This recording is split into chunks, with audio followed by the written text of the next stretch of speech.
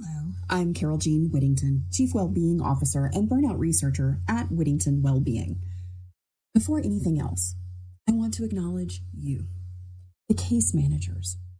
You're often the first call when someone's world feels like it's falling apart, and the last person holding that line of hope when systems are breaking down. You're the bridge between human need and human care, and that takes an enormous amount of energy and heart. I know the weight of compassion fatigue, the endless balancing act of meeting quotas, coordinating services, writing notes, all while trying to show up with empathy for each individual you serve. So before I say another word, thank you, truly. What I'm sharing today comes from both my lived experience as an autistic and ADHD woman who lived over 30 years in burnout, and from my 5-year global research study with over 1,200 autistic adults. Together, we explored how burnout impacts our mental health, what helps us recover, and how professionals like you can make the biggest difference. Autistic burnout doesn't look like what most people think of as just being tired. It's a total systems shutdown. In my research, every single participant, 100%, reported losing access to skills they once relied on: executive function, communication, speech, and even emotional regulation. It's like the brain and body hit a wall and can no longer translate intention into action.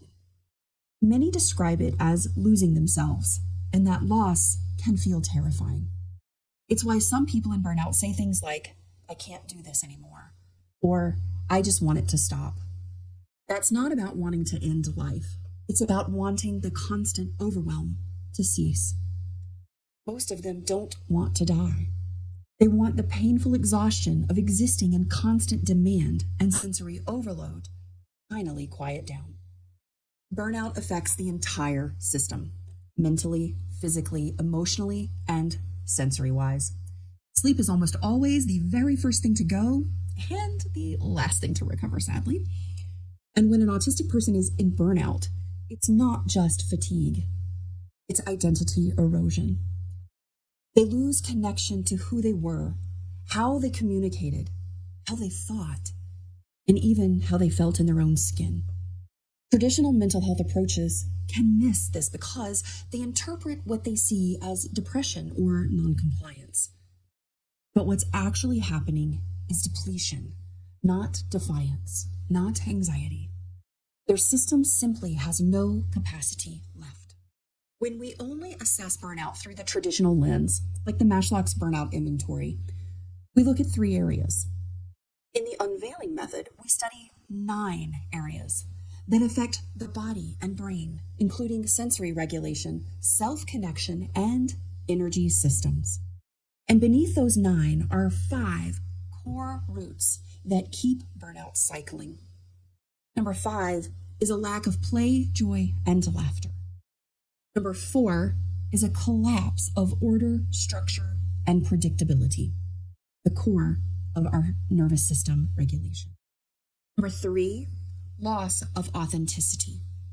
Number 2, disconnection from belonging, even to oneself.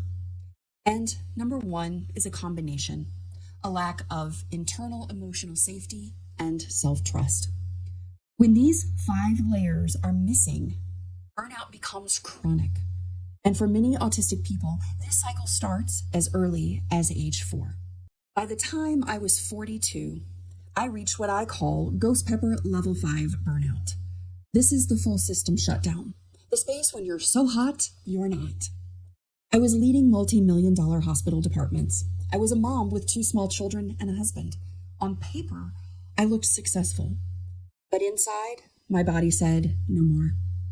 Within 48 hours, I couldn't move. I couldn't speak. I couldn't even lift my hand to feed myself. That was my breaking point. And that's when I realized burnout isn't a lack of grit or resilience. It's the body saying, nothing feels safe anymore. And I want to say this gently, with my whole heart. Many of you have probably been there too. The long hours, the emotional load, the compassion fatigue, it adds up. Just like our clients, your system also needs rest, belonging, and a sense of safety. What helps autistic clients, and honestly, all of us, recover from burnout is safety before strategy. The people who helped me weren't trained mental health professionals, and they didn't have quick fixes. They were the ones who shared ways for me to get to know myself for the first time through feeling safe to explore who I am first, who related to me, who slowed down enough to ask, what feels too much right now? Instead of, what's wrong with you?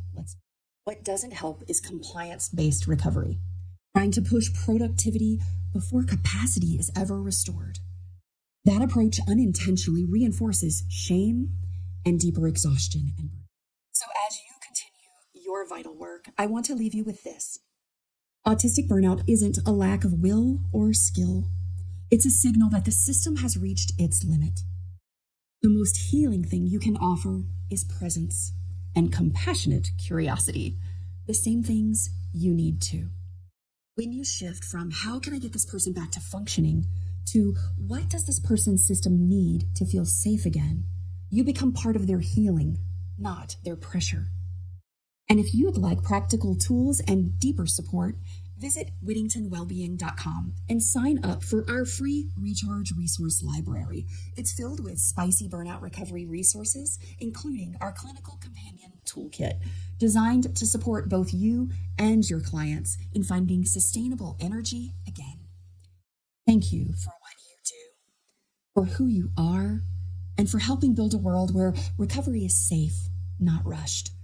That, more than anything, changes lives.